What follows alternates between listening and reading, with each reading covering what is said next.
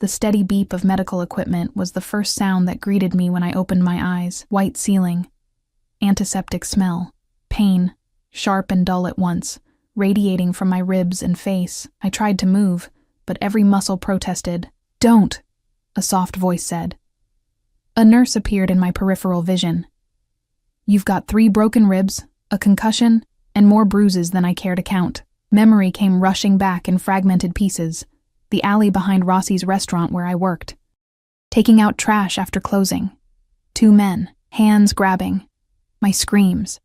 Blows raining down. Then nothing. "My son," I whispered, my throat raw. "Where's Tommy?" "He's fine, honey. Your neighbor has him. Mrs. Petrelli, right?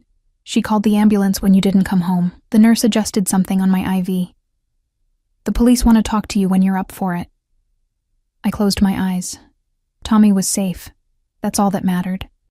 At 5 years old, my son was my entire world. The reason I worked double shifts at Rossi's, saving every penny to move us out of our cramped apartment in a neighborhood that grew more dangerous by the day. "How long have I been here?"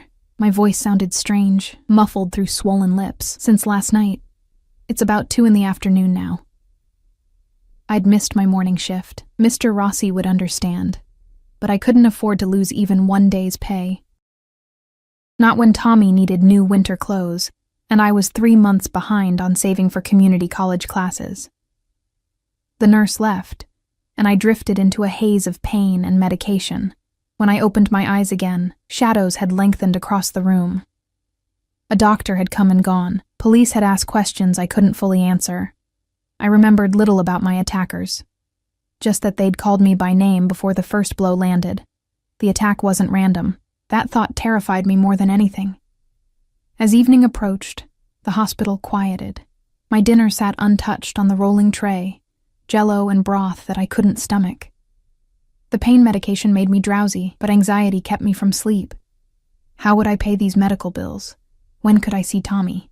Would those men come back to finish what they started? The sound of commotion in the hallway pulled me from my spiraling thoughts. "Sir." Visiting hours ended at 7, a nurse's protest. "Make an exception." A man's voice. Low. Authoritative. Not a request. Footsteps approached my room, and I tensed, sending fresh waves of pain through my battered body. The door opened. The man who entered wasn't what I expected. Tall and broad-shouldered in a perfectly tailored charcoal suit that probably cost more than I made in 6 months. His dark hair was styled impeccably, and his clean-shaven face held features so symmetrical they seemed almost unreal. High cheekbones, a strong jaw, and eyes so dark they appeared black in the dim light. Behind him stood another man, wider, rougher-looking, with a scar running from his ear to his chin. "Ms. Emma Harper?" The first man approached my bed slowly, as if sensing my fear. I clutched the thin hospital blanket. "Who are you?" "Antonio Ricci." He stated his name as if it should mean something to me. It didn't. Though something about the name Ricci tickled my memory. Something I'd overheard at the restaurant, perhaps. "I own Rossi's restaurant," he continued. "Among other businesses." That surprised me. I'd worked at Rossi's for over a year and had never seen this man. The restaurant was run day to day by Marco Rossi, a boisterous middle-aged man who treated his staff like family. "Mr. Rossi owns—" "Marco manages for me," Ricci interrupted smoothly. "He's my cousin." He moved closer, and I caught his scent. Expensive cologne with notes of cedar and something darker, more primal. His presence filled the small room, making it feel even smaller. "I make it a point to know when my employees are harmed." His gaze traveled over my injuries, and something flashed in his eyes, something cold and dangerous that made me shiver despite the room's warmth. "The police are handling it," I said weakly. A slight smile curved his lips, though no amusement reached his eyes. "Of course." He gestured to the chair beside my bed. "May I?" I nodded, unsure what else to do. The second man, the bodyguard I presumed, took position by the door, face impassive.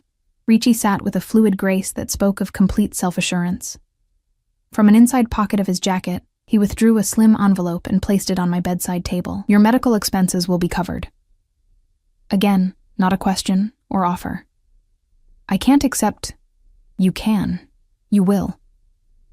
His voice remained gentle, at odds with the steel beneath his words. You're under my protection, Ms. Harper. That should have been clear to everyone. Under his protection? I'd never even met this man before. Why would anyone think I was connected to him? His dark eyes studied me, reading my confusion. Marco speaks highly of you, a hard worker, a devoted mother. He tilted his head slightly, a woman trying to escape something, or someone. I tensed. My past wasn't something I discussed, not even with co-workers. Tommy's father was a mistake I'd made at 19, a charming con man who'd disappeared with my savings and left me pregnant and alone. I'd rebuilt my life piece by painful piece since then.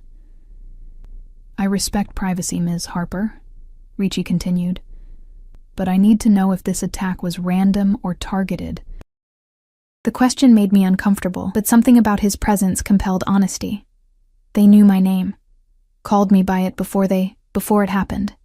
His expression didn't change, but the temperature in the room seemed to drop several degrees, icy. He reached forward, and I flinched involuntarily. A flash of something, regret, concern, crossed his features before his face became unreadable again. Slowly, telegraphing his movements, he adjusted the blanket that had slipped from my shoulder. You need rest, he said, rising from the chair. My driver will take you home when you're discharged. Your apartment has been secured. Secured? What is that? New locks, better ones. He reached into another pocket and placed a key on the table beside the envelope. I've also taken the liberty of having your son brought to your neighbor's apartment. Mrs. Petrelli, I believe. She's being compensated for the extended childcare. My head spun. How had he arranged all this in what must have been hours? And why would a man like him, clearly powerful and wealthy, care about a waitress he'd never met? Mr. Ricci, I don't understand. Antonio, he corrected softly. Antonio, I repeated, the name feeling strange on my tongue. Why are you doing this? He paused at the foot of my bed, his dark gaze intense. I take care of what's mine, Emma. My businesses. My people. Something shifted in his expression. A flicker of emotion I couldn't name. Get well. Your job will be waiting. With that, he turned to leave. At the door, he stopped and spoke to his bodyguard, voice too low for me to hear. The larger man nodded once, his expression grim. After they left, I lay awake despite exhaustion and medication, replaying the strange encounter. There had been something unsettling about Antonio Ricci, something that spoke of power beyond what a simple restaurant owner should possess. The way the hospital staff had deferred to him. The casual mention of other businesses. The bodyguard who looked like he'd seen and done things I couldn't imagine. I drifted into uneasy sleep, with the scent of his cologne lingering in the room. The next morning brought a parade of surprises. A different doctor, a specialist I was told, examined me and pronounced my recovery would be quicker than initially estimated. The hospital administrator personally delivered discharge papers along with assurances that everything had been arranged, and when I was wheeled to the hospital entrance, a gleaming black SUV with tinted windows waited at the curb. The driver, a compact, sharp-eyed man, who introduced himself simply as Leo, helped me into the back seat with surprising gentleness. The vehicle's interior was luxurious, all buttery leather and polished wood.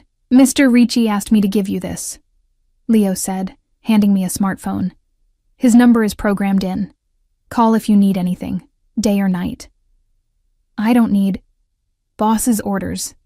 Leo cut me off with a polite but firm tone that suggested arguing would be pointless. As we drove through the city, I stared at the unfamiliar phone in my hand, wondering what kind of man could command such immediate obedience from everyone around him. By the time we reached my apartment building in the Eastern District, an area that had seen better days, I had more questions than answers. Leo insisted on escorting me upstairs, carrying the small bag of belongings the hospital had provided.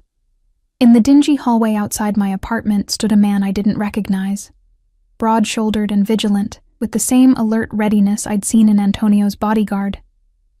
He nodded to Leo, then to me. Ms. Harper. Emma, this is Dante, Leo explained. He'll be keeping an eye on things for a while. Keeping an eye? You mean like a guard? I fumbled with the new key Antonio had given me.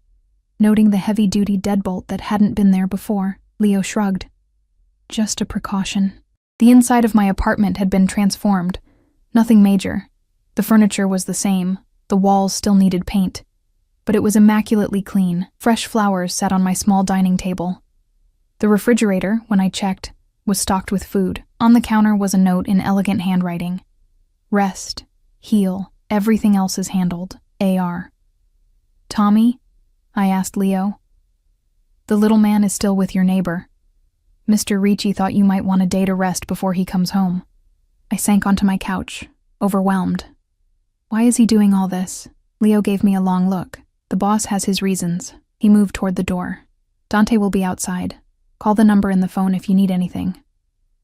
After he left, I sat in the quiet apartment, trying to make sense of it all. I'd gone from anonymous waitress to being under the apparent protection of a man who commanded such power that hospitals changed their visiting hours and specialists appeared on demand. The realization hit me with sudden clarity. Antonio Ricci wasn't just a business owner. The bodyguards, the instant compliance from everyone, the casual display of influence. I'd seen enough movies to recognize the signs. I was now somehow entangled with someone connected to organized crime, and I had no idea why. My hand trembled as I reached for the phone Leo had given me. The screen lit up to reveal a background image of Tommy, a recent photo I didn't recognize. Him laughing on a playground swing. The sight sent ice through my veins. How had Antonio gotten this picture? Had he been watching us? Before I could process this, the phone vibrated with an incoming text message. Rest, Emma. We'll speak tomorrow. Your son is happy and safe. No signature. None needed. I curled up on the couch, hugging a pillow to my aching ribs, mind racing with questions I was afraid to have answered. Outside my window, darkness gathered, bringing with it the strange sense that my life had irreversibly changed course in the span of 24 hours. What I didn't know then was just how profound that change would be, or what price would come with Antonio Ricci's protection. Sleep came in fitful bursts that night, each time interrupted by pain, or the startling awareness of someone stationed outside my door. By morning, I felt like I'd run a marathon, my body stiff and my mind foggy from the prescribed painkillers. The soft knock at my door just past 9 made me jump. Through the peephole, I saw Mrs. Petrelli's familiar round face, and beside her, my heart leapt, Tommy, clutching his worn stuffed dinosaur. Mommy!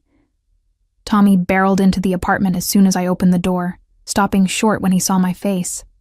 His lower lip trembled. You got hurt? I knelt carefully, ignoring the protest from my ribs, and gathered him into a gentle hug. Just some bruises, baby. I'm okay. Over his head, I met Mrs. Petrelli's concerned gaze. The older woman had been my neighbor for 3 years and had become something of a surrogate grandmother to Tommy. That man, she said quietly, her Italian accent thickening with emotion. He came yesterday. Very important man. Mr. Ricci? I asked, feeling a chill despite the apartment's warmth. She nodded, eyes widening. You know him? Not really. He visited me in the hospital. Mrs. Petrelli crossed herself quickly. He was very generous, paid me for watching Tommy, brought groceries. She lowered her voice. Emma, do you know who he is? In the old neighborhood, the Ricci family was... She stopped, glancing at Tommy, who was now examining the contents of our refrigerator with delight. Was what? I prompted. She shook her head. Just be careful, Kara. Such men don't do favors without expecting something in return. With a quick kiss to my cheek, she left, closing the door behind her. I spent the morning trying to maintain normalcy for Tommy's sake, reading his favorite books and watching cartoons while he nestled against me on the couch. But my thoughts kept drifting to Antonio Ricci and what Mrs. Petrelli had left unsaid. Just after noon, the phone he'd given me vibrated with a text message. May I visit at 2 p.m.? AR. The formality of asking permission seemed at odds with the man who had commandeered a hospital room and apparently had my apartment under surveillance. Still, I appreciated the gesture. Yes, I texted back simply. I spent the next hour in a state of nervous anticipation, tidying the already clean apartment and trying to make myself presentable. The bruising on my face had deepened to purple-black, and no amount of concealer would hide it. Eventually, I settled for a clean pair of jeans and a soft sweater, my hair pulled back in a loose ponytail. At exactly 2 o'clock, a knock sounded. Tommy looked up from his coloring book, curious. "A friend of mine," I explained, moving carefully to the door. Antonio stood in the hallway, today in a navy suit that fit him like a second skin. In one hand he carried a sleek leather briefcase, in the other, a gift bag with cartoon dinosaurs printed on it. "Emma." He nodded, his dark gaze taking in my appearance. "You look better today. The wonders of actually sleeping in a bed," I replied, stepping back to let him enter. His presence seemed to fill my small apartment, making it shrink around him. Every piece of furniture, every framed photograph I'd carefully selected, suddenly looked shabby and inadequate. His attention shifted to Tommy, who had abandoned his coloring to stare at our visitor. "Hello, young man," Antonio's voice softened, losing some of its commanding edge. He crouched to Tommy's level, extending the gift bag. "I heard you're taking care of your mother while she gets better." Tommy nodded solemnly, accepting the gift with wide eyes. "She got hurt." "Yes, she did." Something dark flashed across Antonio's features before he controlled it. "That's why it's important you help her." "May I?" He gestured to the bag. Tommy nodded, and Antonio carefully removed the tissue paper to reveal a plush Tyrannosaurus Rex of much higher quality than any toy my son currently owned. "Rex is my favorite," Tommy breathed, clutching the dinosaur to his chest. "A fine choice." Antonio straightened, his gaze meeting mine over Tommy's head. "A protector. Fierce." I cleared my throat. "Tommy, why don't you take your new friend to your room for a bit? Mommy needs to talk to Mr. Ricci." "Antonio," he corrected gently. "Antonio," I echoed, watching as Tommy disappeared into his bedroom, already deep in conversation with his new toy. When we were alone, Antonio set his briefcase on my dining table. "How are you feeling, truly? Sore? Confused?" I crossed my arms protectively. "Why are you here, Mr. Ricci? Why the bodyguard outside? The groceries, the phone, all of it?" He studied me for a long moment. "As I said, I protect what's mine."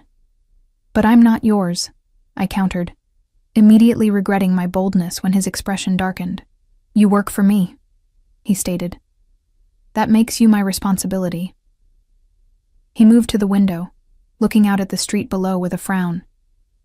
"This neighborhood isn't safe. It's what I can afford." He turned back to me. "Not anymore." From his briefcase, he withdrew a folder and placed it on the table. "I've taken the liberty of securing more appropriate accommodations.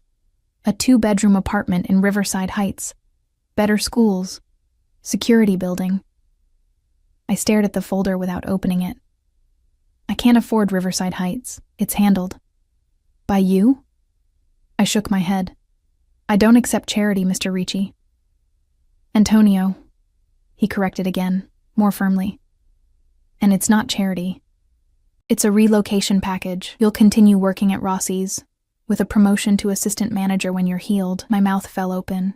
"I don't have the experience for—" "Marco says otherwise." His tone brooked no argument. "The apartment comes with the position, for your safety and Tommy's." I sank into a chair, feeling overwhelmed. "Why?" Antonio sat across from me, his dark eyes intent on mine. "Because the men who attacked you weren't random thugs, Emma. They were sent." Ice flooded my veins. "Sent? By whom?" "That's what I'm determining." His voice had gone cold, clinical. "They knew your name, your routine. This wasn't opportunistic. But why would anyone target me? I'm nobody. I don't have enemies." "Everyone has enemies," he said quietly. "Some they don't even know about." He leaned forward. "I need you to think, Emma. Has anyone unusual contacted you recently?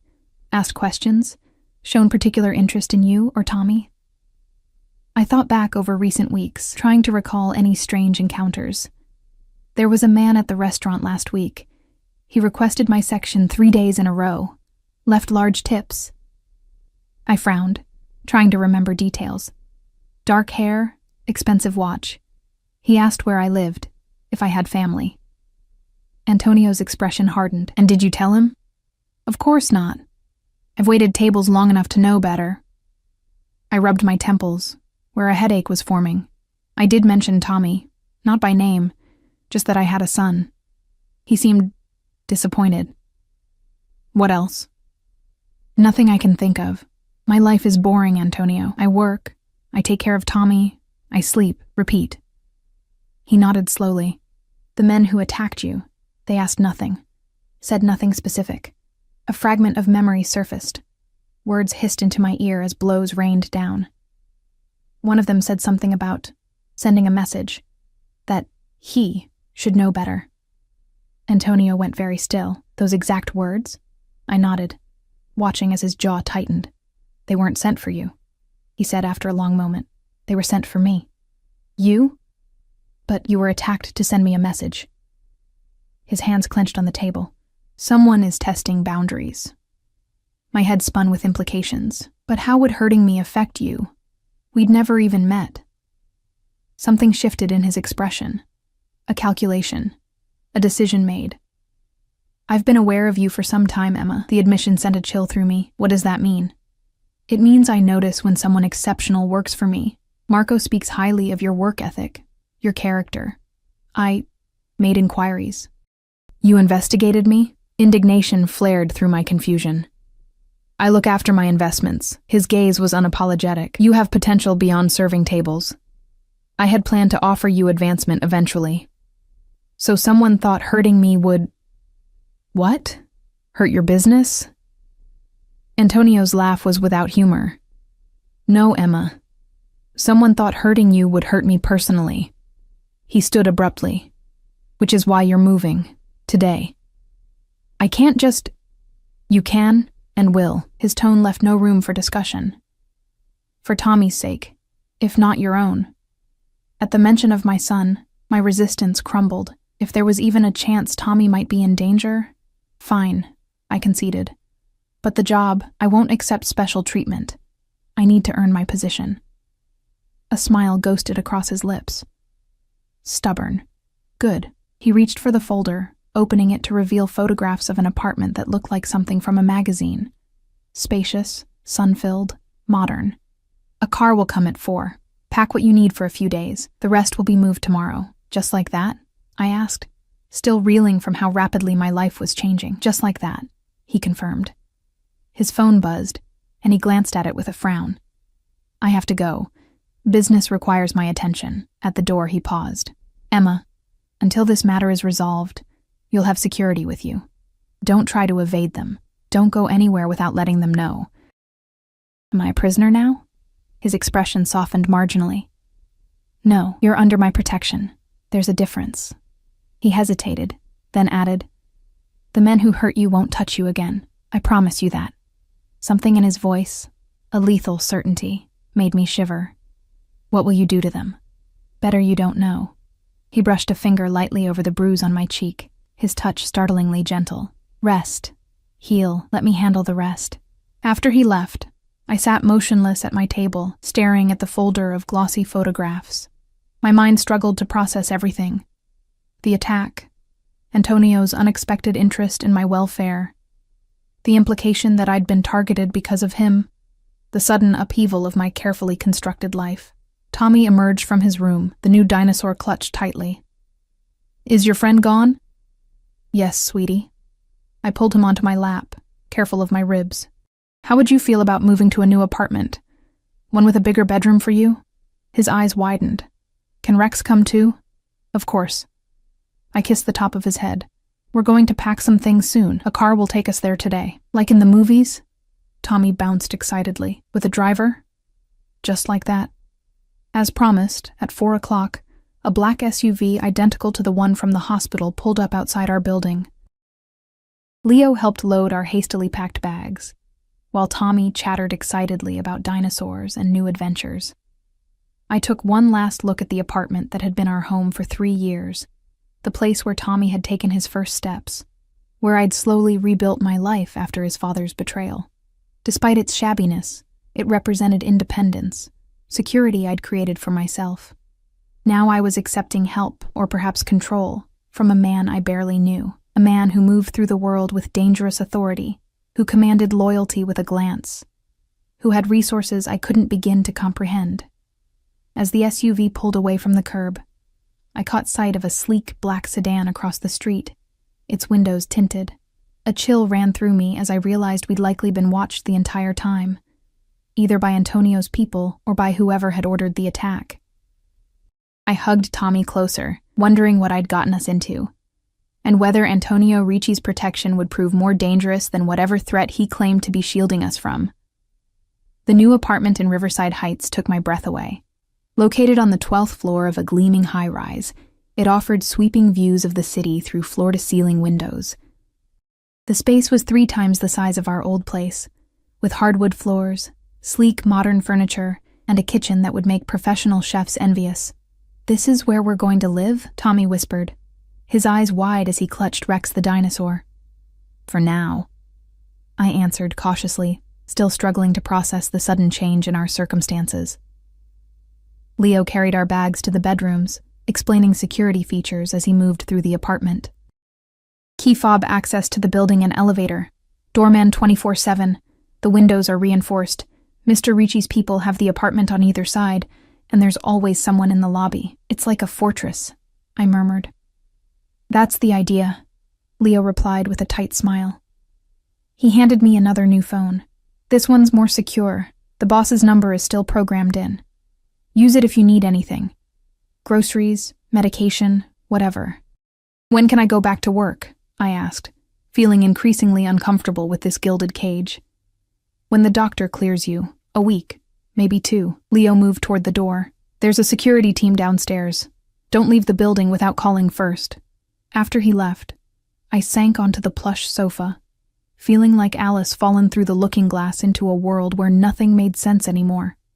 Tommy, however, adapted with the resilience of childhood, racing from room to room in delight. "Mom, my bed is huge, and there's a dinosaur lamp." I forced a smile. "That's wonderful, sweetie." The refrigerator and pantry were fully stocked with high-quality foods.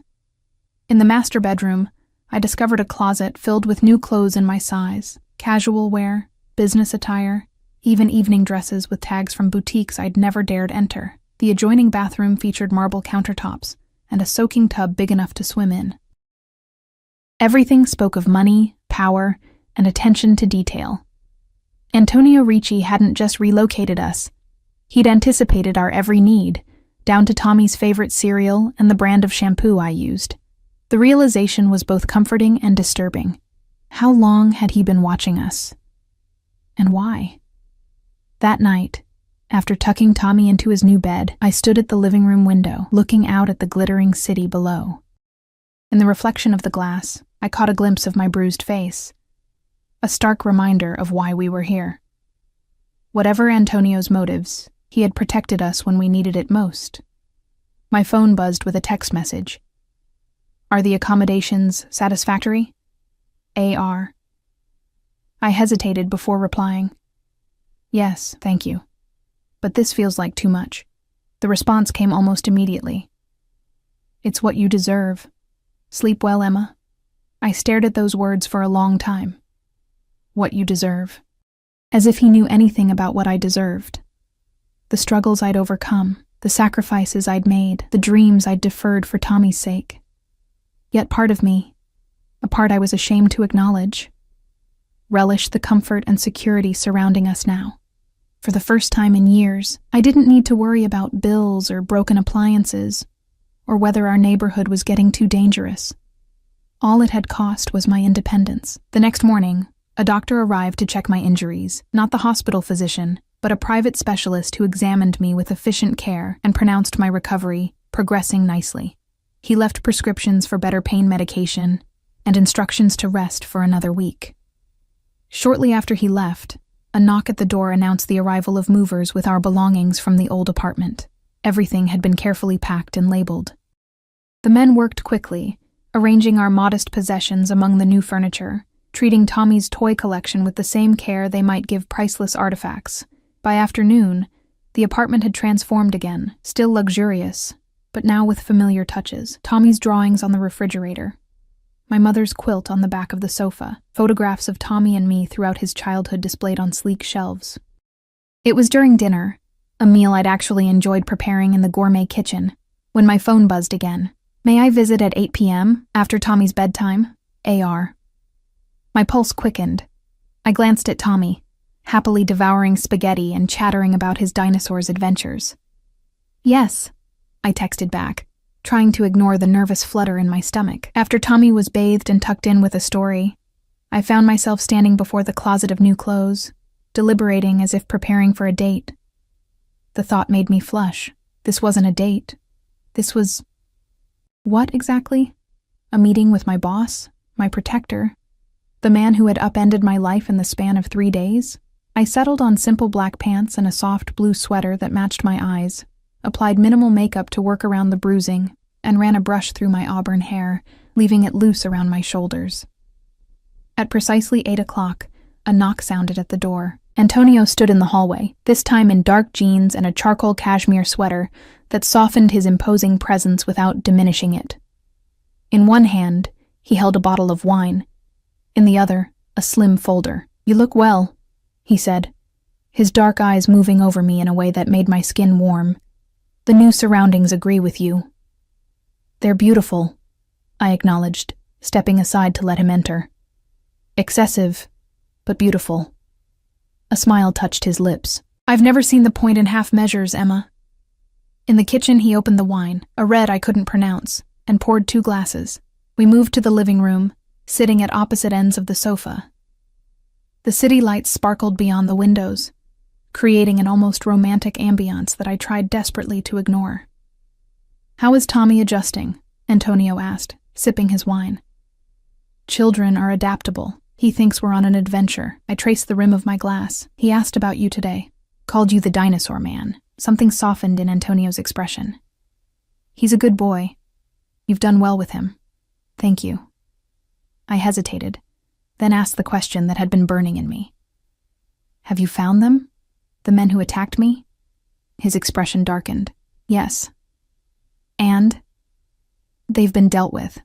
His tone left no doubt about what that meant. I should have been horrified. Instead, I felt a disturbing rush of satisfaction, followed by guilt. They were just following orders, weren't they? From whoever wanted to send you a message. Antonio set down his glass. "You're very perceptive. Who was it?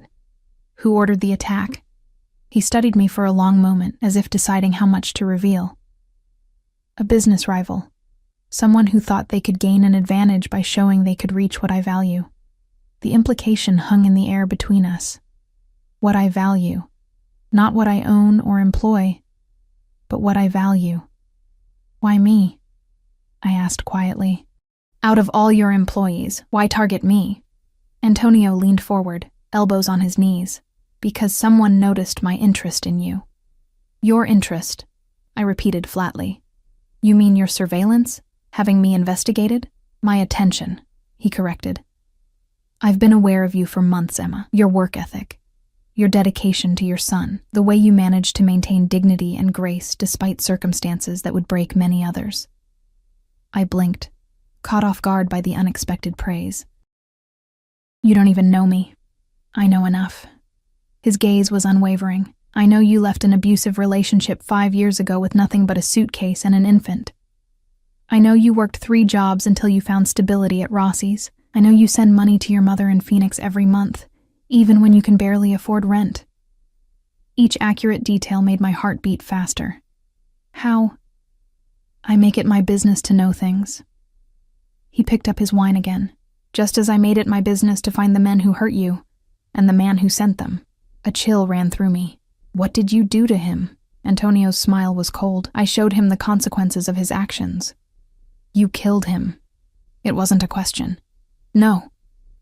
He shook his head. "Death would be too quick, too merciful. Vincent Caruso will live a long life remembering what happens when he crosses certain lines." The name meant nothing to me, but the casual mention of violence, implied but unmistakable, reminded me exactly what kind of man sat beside me, not just a successful business owner. Something far more dangerous. "You're afraid of me now," Antonio observed, watching my expression. "Shouldn't I be?" "No." He reached across the sofa, his fingers brushing mine in a touch so light it might have been imagined. "Never you, Emma. I withdrew my hand, needing distance to think clearly. What happens now? Do we stay here indefinitely, under guard? Unable to live normal lives? For now, yes. He reached for the folder he'd brought, opening it to reveal documents. This situation has made me reevaluate certain arrangements. Your position at Rossi's remains open, with the promotion we discussed, but I have another option to present. And I took the papers he offered, scanning what appeared to be an employment contract for an executive assistant position at Ricci Enterprises, with a salary that made me gasp.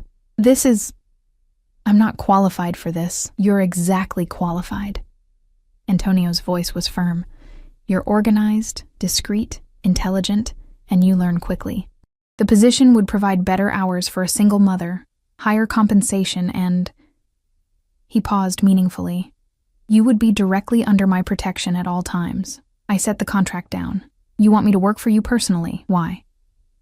Because I can trust you. The simplicity of his answer surprised me. Trust is rare in my world, Emma.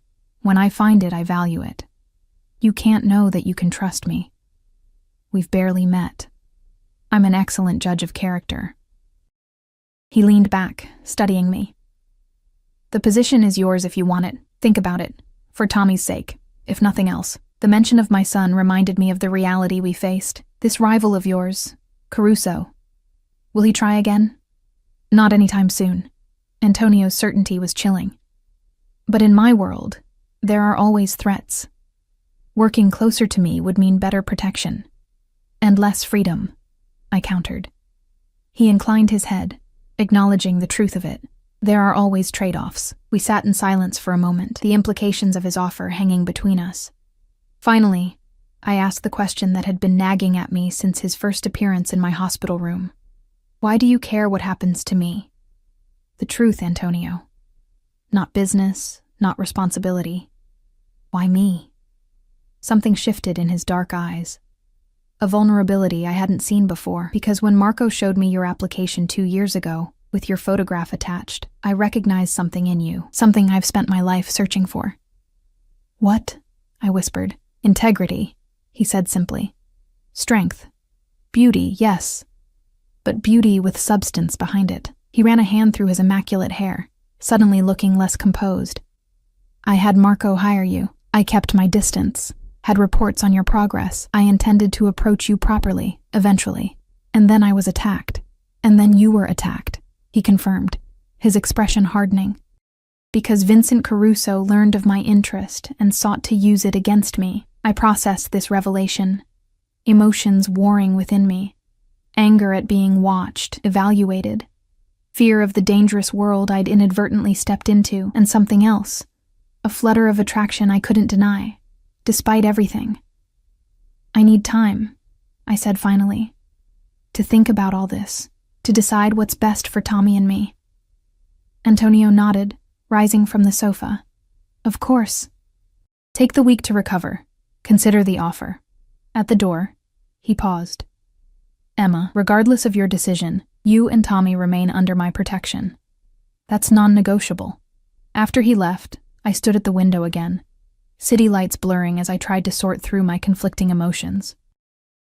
In the space of days, I'd gone from anonymous waitress to the apparent object of a powerful man's interest, a man who commanded fear and respect in equal measure, who spoke of violence with casual certainty, who had upended my life with the ease of someone moving chess pieces. Yet there had been genuine concern in his eyes when he looked at my injuries, gentleness in how he spoke of Tommy, respect in how he presented me with choices, even if they were limited ones. I touched my fingers where his had brushed against them, remembering the unexpected jolt of awareness that had passed between us. What kind of life would we have in Antonio Ricci's world? Protected, comfortable, secure, but at what cost? And what would happen if his interest in me faded? Would Tommy and I be discarded as easily as we'd been collected? Behind me, my son slept peacefully in his new bedroom, surrounded by luxury he'd quickly accepted as normal. For his sake, I needed to make the right choice, whatever that might be. The week that followed brought healing, both physical and mental. My bruises faded from angry purple to yellowing green, and the pain in my ribs diminished to a dull ache. Tommy blossomed in our new environment, making friends with the doorman's son and exploring every inch of our luxury apartment with boundless enthusiasm.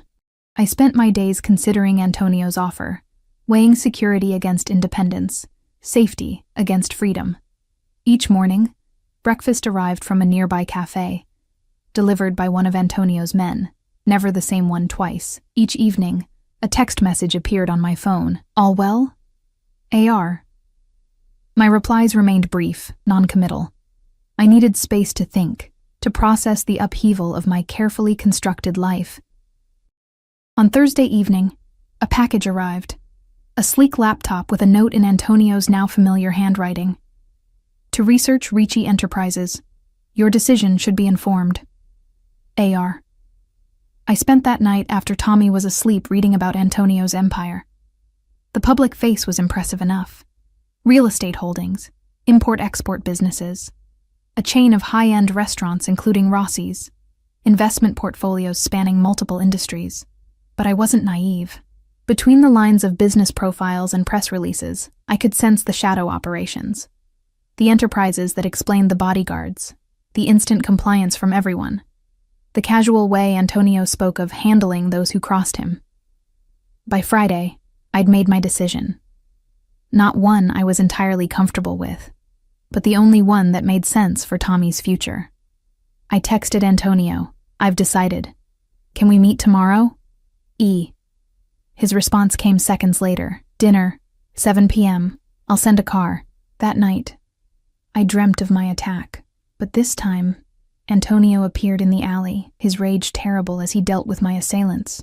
I woke breathless, unsure whether it had been a nightmare or a fantasy. Saturday morning, I took Tommy to the building's indoor pool, a luxury he'd never experienced before.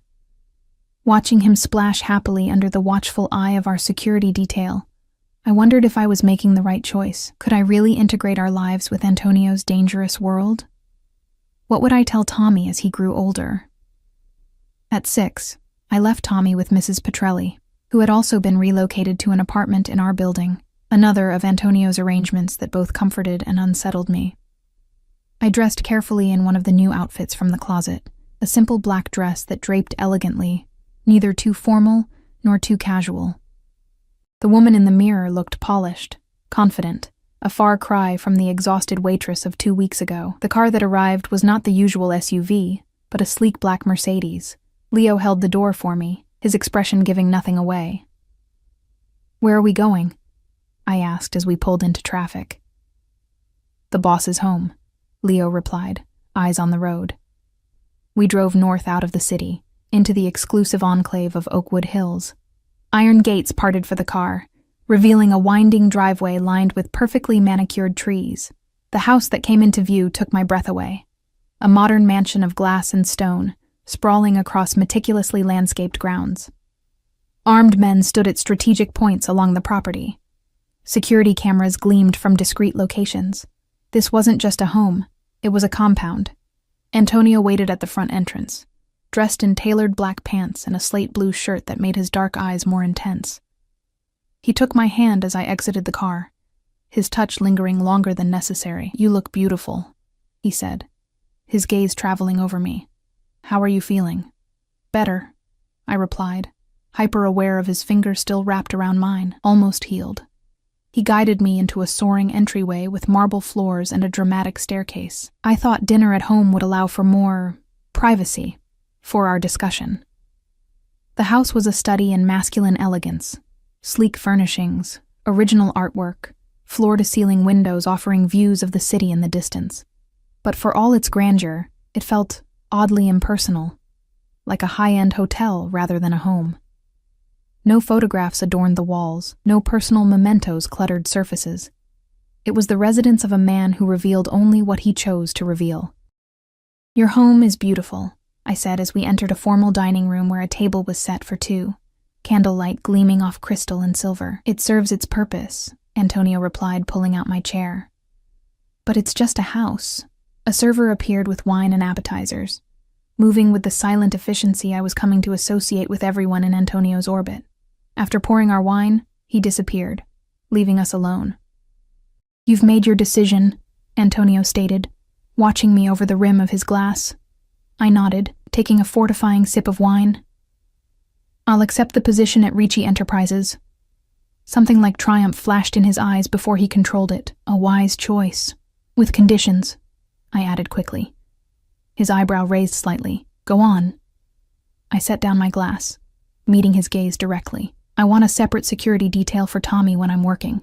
Someone specifically assigned to him, who he can become comfortable with. Done. What else? I want transparency. If I'm going to work closely with you, I need to understand what I'm involving myself in. I took a deep breath. I know Ricci Enterprises isn't just restaurants and real estate, Antonio. His expression gave nothing away. You believe I'm involved in illegal activities? I believe you're involved in things you don't put in press releases, I countered carefully. I'm not asking to be privy to everything, but I need to know enough to protect Tommy and myself. Antonio studied me for a long moment, then inclined his head slightly. Fair enough. Anything else? I want to be clear about personal boundaries. I felt heat rise to my cheeks. This is a professional arrangement. A smile played at the corners of his mouth. For now.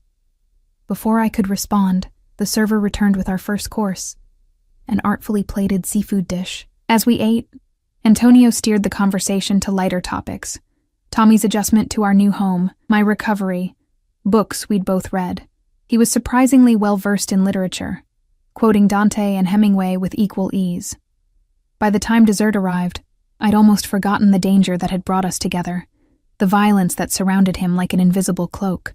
In this setting, he was charming, attentive, his dark intensity focused entirely on me, in a way that was both flattering and unsettling.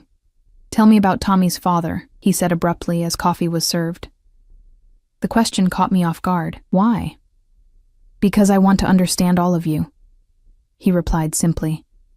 And he's part of your story, I sighed, tracing patterns on the tablecloth. His name was Daniel. I met him when I was 19, working as a waitress, trying to put myself through community college. He was handsome, charming, full of big plans and promises. Antonio's expression darkened. And I was young and naive. By the time I realized he was a con man, he'd cleaned out my savings account and disappeared. I shrugged, the old pain dulled by time. 3 weeks later, I found out I was pregnant. He doesn't see Tommy? He doesn't know about Tommy. I met Antonio's gaze, and I prefer it that way. He wasn't a good man, Antonio. He hurt people, used them. If I found him— Don't, I interrupted sharply. That chapter of my life is closed. Tommy doesn't need that kind of man in his life. Antonio nodded slowly. And what kind of man does Tommy need? The question hung between us, laden with implications. Someone stable, I said carefully. Kind. Someone who sees him for the amazing little person he is, not as an obligation or inconvenience. And what kind of man do you need, Emma? His voice had dropped lower, more intimate. I looked away, feeling suddenly exposed. I haven't thought about that in a long time. Tommy has been my focus. A mother and a woman are not mutually exclusive. He reached across the table, his fingers brushing my wrist. You deserve to want things for yourself. The touch sent electricity up my arm. What I want doesn't always align with what's possible. In my experience, Antonio said, his dark eyes intent on mine, very few things are truly impossible. After dinner, he gave me a tour of the house, the state-of-the-art kitchen where a chef prepared meals, the library filled with leather-bound volumes, the home theater, the indoor pool. Each room was impeccable, showcasing wealth and taste without ostentation. We ended in his study, a masculine space with dark wood paneling and views of the illuminated garden. Here, finally, I saw personal touches. A photograph of an older couple I assumed were his parents. A worn edition of Machiavelli's The Prince. A carved wooden box that looked like an heirloom. Antonio moved to a sideboard and poured amber liquid into 2 crystal glasses. Brandy? I accepted the glass, feeling oddly comfortable in this sanctum, despite the circumstances that had brought me here. This is where you work? Sometimes. He gestured to an imposing desk. You'll have an office adjacent to mine at the corporate headquarters, but for sensitive matters, we often work from here. I sipped the brandy, its warmth spreading through me. When do I start? Monday, if you're feeling well enough. He leaned against his desk, watching me. Leo will drive you.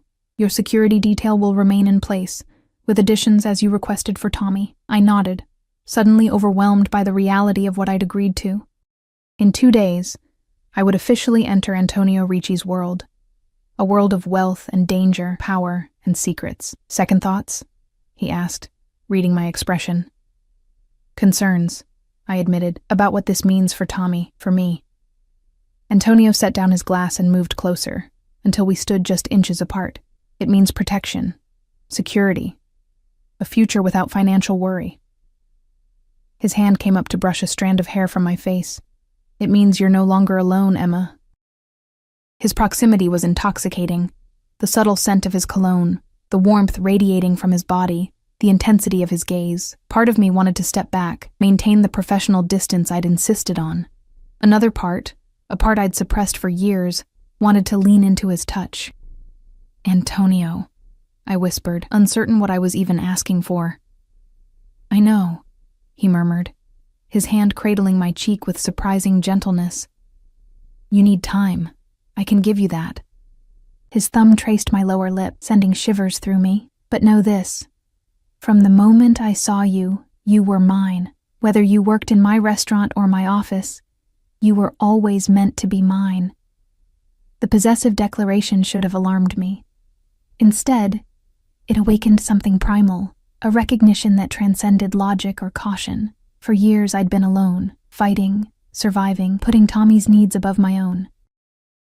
The idea of belonging to someone, of being claimed and protected, held a dark appeal I couldn't deny. Before I could respond, Antonio stepped back, breaking the spell. It's getting late. You should return to Tommy. The drive home was a blur, my thoughts consumed by Antonio's touch, his words, the way he'd looked at me, as if I were something precious and rare.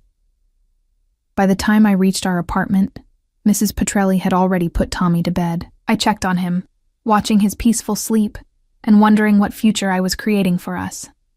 My phone buzzed with a text as I prepared for bed. You made the right choice. Sleep well. Tomorrow begins our new arrangement. A.R. I stared at the message, feeling like I stood at a precipice. Monday would change everything, draw me deeper into Antonio's orbit, bind our lives more tightly to his. There would be no going back to the anonymity of before, the simple struggle of everyday existence. For better or worse, Tommy and I were now part of Antonio Ricci's world. A world where protection came with possession, where security was purchased with freedom, where danger and luxury walked hand in hand. As I drifted toward sleep, I couldn't escape the feeling that I'd made a deal with a devil, a devastatingly attractive, unexpectedly considerate devil, but a devil nonetheless. And somewhere deep inside, beneath the caution and concern, a part of me thrilled at the bargain struck. Monday morning arrived with a surreal sense of normalcy, making breakfast for Tommy, helping him dress for school, kissing him goodbye as he left with Dante, now officially assigned as his personal security. The man's imposing presence had softened around my son, his gruff exterior giving way to genuine protectiveness. I'll guard him with my life, Ms. Harper, Dante had promised when Antonio formalized the arrangement. I believed him. Leo arrived precisely at 8 to drive me to Ricci Enterprises headquarters, a gleaming skyscraper of steel and glass in the financial district. In the elevator, rising swiftly to the top floor, my stomach fluttered with nerves. Was I prepared for this transition? Could I truly adapt to Antonio's world? The executive floor hummed with quiet efficiency. A sleek receptionist greeted me by name without introduction and led me to an office adjacent to Antonio's, spacious, elegantly appointed, with views of the city skyline. Mr. Ricci will be in shortly, she informed me. Your credentials and system access are prepared. Maria will orient you to the daily operations. Maria proved to be a stern-faced woman in her 50s, who clearly ran the administrative side of Antonio's empire with military precision. She spent the morning walking me through schedules, filing systems, security protocols, and communication procedures. The complexity of Antonio's business interests was dizzying. legitimate enterprises layered with connections that hinted at the shadowy operations beneath. The most important rule, Maria emphasized, fixing me with a penetrating stare, is absolute discretion. You will see and hear things in this position that never leave this floor. Understood? I nodded, recognizing the weight of what I was accepting. It was nearly noon when Antonio appeared in my doorway, impeccable in a charcoal suit that emphasized his broad shoulders. His presence immediately altered the energy of the room, power and authority radiating from him like heat. "Emma," he greeted, dark eyes moving appreciatively over my professional attire. A tailored navy dress from the collection he'd provided. "How are you settling in?" "It's a lot to absorb," I admitted. His smile was brief, but genuine. "You'll adapt quickly. You're more capable than you know." He checked his watch. "Lunch? We can discuss your initial responsibilities." The restaurant was on the building's penthouse level, exclusive, discreet, with private dining areas for sensitive conversations. Antonio guided me with a hand at the small of my back, the touch proprietary in a way that didn't escape the notice of those we passed. Over a meal I barely tasted, Antonio outlined my role, managing his schedule, coordinating between his various business interests, handling sensitive correspondence, attending meetings as his proxy when appropriate. The position was far more involved than typical executive assistants. He was essentially making me his right hand. "Why me?" I asked, the question that had haunted me since his first appearance in my hospital room. "There must be dozens of people more qualified with experience in your organization." Antonio's expression grew serious. "Experience can be acquired. Loyalty, integrity, intelligence, these are rarer commodities." He leaned forward.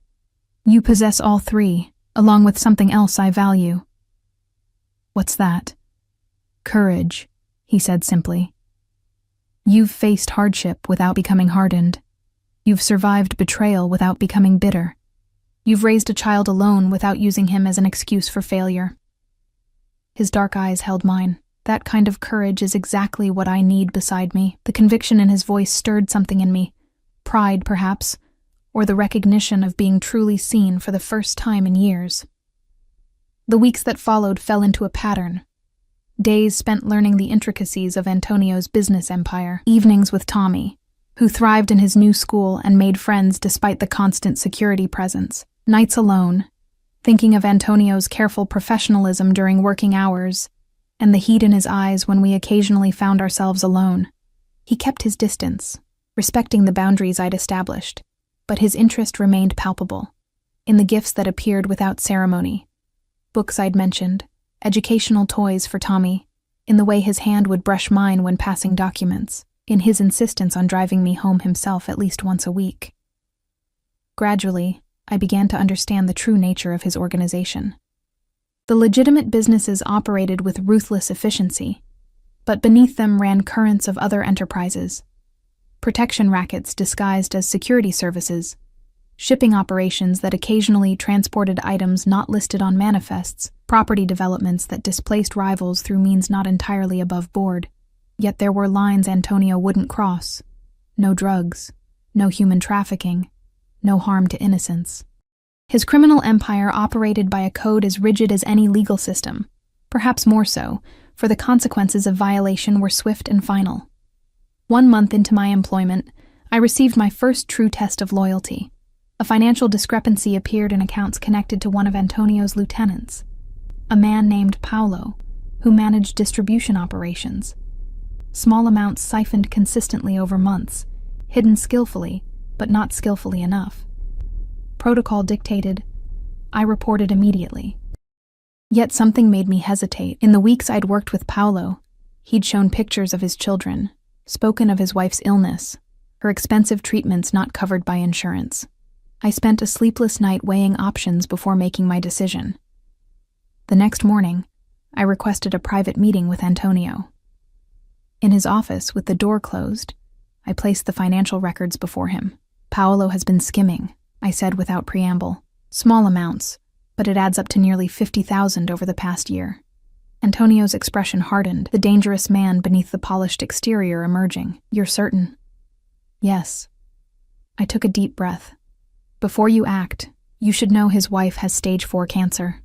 The experimental treatment she's receiving costs thousands per month. You believe this justifies theft? His voice was dangerously soft. No. I met his gaze steadily, but it explains it. There's a difference between betrayal for greed and desperation from love. Antonio studied me for a long moment. What would you have me do, Emma? The question surprised me, that he would ask my opinion in such a matter. Give him a chance to make it right, not because he deserves it, but because of what it says about you, about the kind of leader you are. Something shifted in his expression. Respect, perhaps, or approval. Arrange a meeting with Paolo, this afternoon. I left his office uncertain whether I'd saved a man's life or signed his death warrant. Paolo entered Antonio's office at 3, his face ashen when he saw the financial records on the desk. I moved to leave, but Antonio gestured for me to stay. What followed was one of the most intense experiences of my life. Watching Antonio methodically break a man down to his foundations before offering unexpected redemption. He detailed Paolo's theft with cold precision, watching him crumble into tearful confession. Then, when Paolo clearly expected execution, Antonio offered a structured repayment plan and resources for his wife's treatment through a foundation I hadn't known existed. You stole from family, Antonio concluded, his voice steel wrapped in velvet. There is no greater betrayal, but family also forgives once. There will not be a second chance. After Paolo left, trembling with relief and renewed loyalty, Antonio turned to me. You influenced my decision. It wasn't a question, but I answered anyway. I hope to. Why? Because mercy creates stronger loyalty than fear, I said simply. And because you're better than the world believes you to be. Something vulnerable flashed across his face before he controlled it. What do you believe I am, Emma? I considered the question carefully. A man of contradictions, dangerous but protective, ruthless but principled, capable of violence, but also of unexpected compassion. And does that man frighten you? He asked, moving closer. Less each day, I admitted. That night, Antonio invited me to dinner at his home. To celebrate your first successful intervention in family business, he said with a rare smile. With Tommy sleeping over at his new friend's apartment, under Dante's watchful eye, I accepted. The evening held a different energy than our previous dinner, less a negotiation, more a genuine connection between two people drawn increasingly together.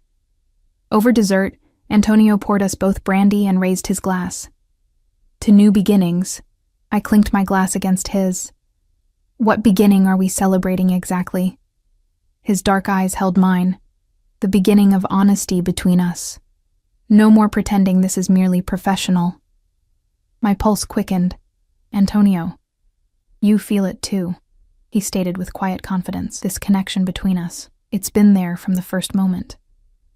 I couldn't deny it. The awareness that hummed between us. The way my body responded to his presence. The dreams that had begun to haunt my nights.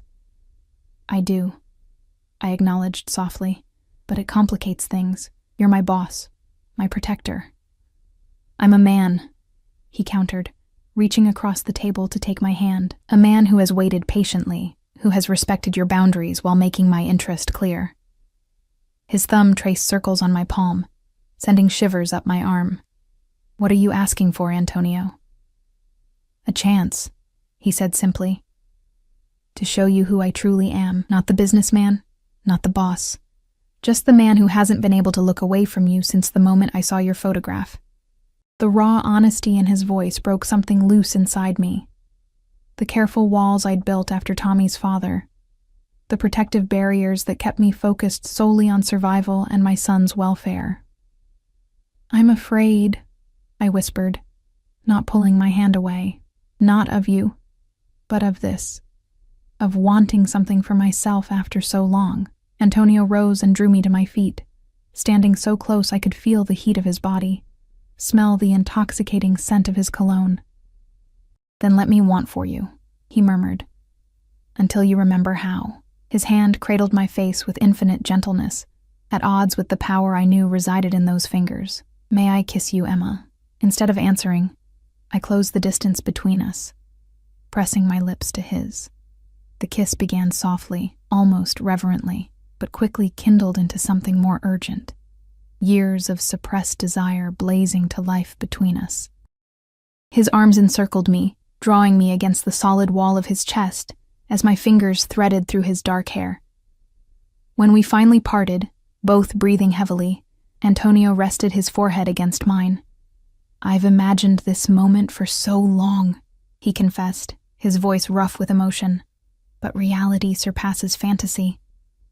That night changed everything, not just because I stayed, experiencing a passion I'd never known possible, but because in Antonio's arms, I rediscovered parts of myself long buried.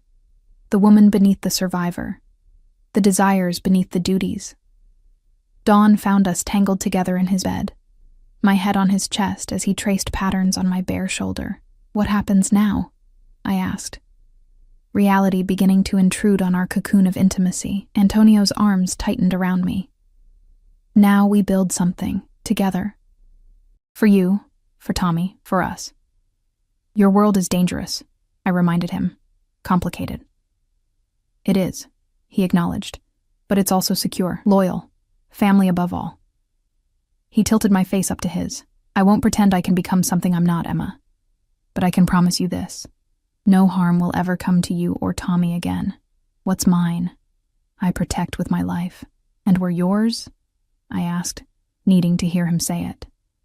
"You've been mine from the beginning," he said with absolute conviction. "Just as I've been yours, whether you knew it or not." 6 months later, Tommy and I moved permanently into Antonio's home, now warmed with photographs, children's artwork, the sound of laughter. My position evolved into a true partnership, both in business and in life. The danger never entirely disappeared. There were still rivals, still threats, but they were outweighed by the strength we found together. Antonio became the father Tommy had never had, patient and protective, teaching him about honor and family in ways a 5-year-old could understand. And to me, he was partner, protector, lover. The man who had seen my worth when I'd forgotten it myself. The whispers followed us, of course. The waitress who had captured the heart of one of the city's most powerful men, the single mother now wearing a flawless diamond on her left hand. Some said I'd been drawn into darkness, others claimed I'd brought light to a shadowed world. The truth, as always, lay somewhere in between, in the gray areas where love and power intersect, where protection comes with possession, where a man capable of terrible violence can show unexpected tenderness. 1 year to the day after the attack that had changed everything, Antonio and I stood on the balcony of our home, watching Tommy play in the garden below, guarded as always by the vigilant Dante. "Any regrets?" Antonio asked, his arm around my waist. I leaned into his embrace, considering the journey that had brought us here. From fear to safety, from solitude to family, from struggle to strength. "None," I answered truthfully. "Every step led us here." He pressed a kiss to my temple. "Show me the one who did this," he murmured, echoing words I'd later learned he'd spoken while viewing security footage of my attack. That's what I said to my men that night. By morning, justice was done. "Justice or vengeance?" I asked, though the distinction had blurred for me over time. Antonio smiled, the expression both tender and fierce. "When it comes to protecting what's mine, they're one and the same." In that moment, I understood completely, for in Antonio's world, now my world, justice wasn't found in courtrooms or legal systems. It was delivered through loyalty, through family, through the unbreakable bonds between those who had chosen each other against all odds. And in that world, despite its dangers and complexities, I had finally found something I'd stopped believing existed, a place where Tommy and I belonged, protected and cherished, no longer alone against an uncaring world. Whatever price came with it, that belonging was worth everything.